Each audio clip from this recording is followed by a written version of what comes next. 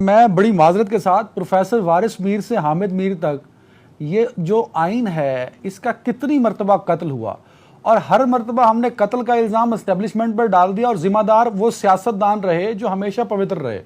سی سی آئی میں نوٹیفائی ان سیاستدانوں نے کیا, ہر دفعہ ایکسٹینشن ان سیاستدانوں نے دی, ہر دفعہ سیاسی انتقام کا نشانہ بنانے کے لیے اعلیٰ کار یہ سیاستدان بنے. تو میرے خیال میں پروفیسر وارث میر کے فرزند ہونے کے ناطے کم از کم سر ہمیں ایک لائل تو آف کورس آپ کے بزرگ ہیں, وہ میرے بھی استاد ہیں, آپ میرے استاد ہیں, تو ہمیں لائل تو ہونا چاہیے. ایک ہی شخص کو اور ایک ہی ادارے کو اور ایک ہی طرف کٹہرے میں کھڑا کر دیں, وہ ان سیاستدانوں پہ سے بھی تو پوچھے نا سر. پیپلز پارٹی نے بھاگ کے سی سی آئی میں ووٹ دے دیا, اب بعد میں کہتے ہیں جی ہم تو 90 روز میں الیکشن چاہتے ہیں.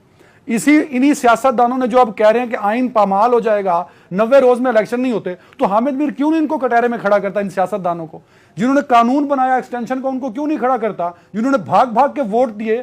تو میرا خیال میں اب تو ہمیں ان سیاستدانوں کو گربان پکڑنا چاہیے, کیونکہ ہم تو ان کو ووٹ دیتے ہیں نا سر.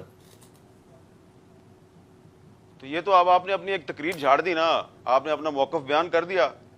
تو آپ کے خیال میں سیاستدان ذمہ دار ہے, میرے خیال میں سیاستدان ذمہ دار نہیں ہے, بات ختم ہو گئی.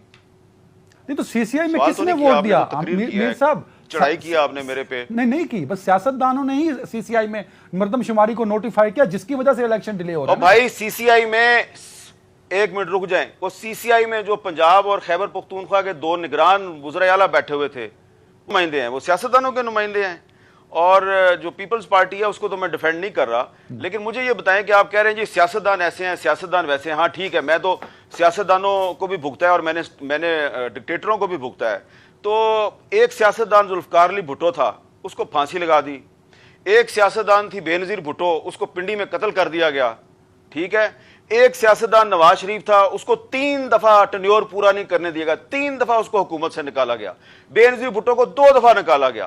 عمران خان کو بھی ٹینیور پورا نہیں کرنے دیا گیا.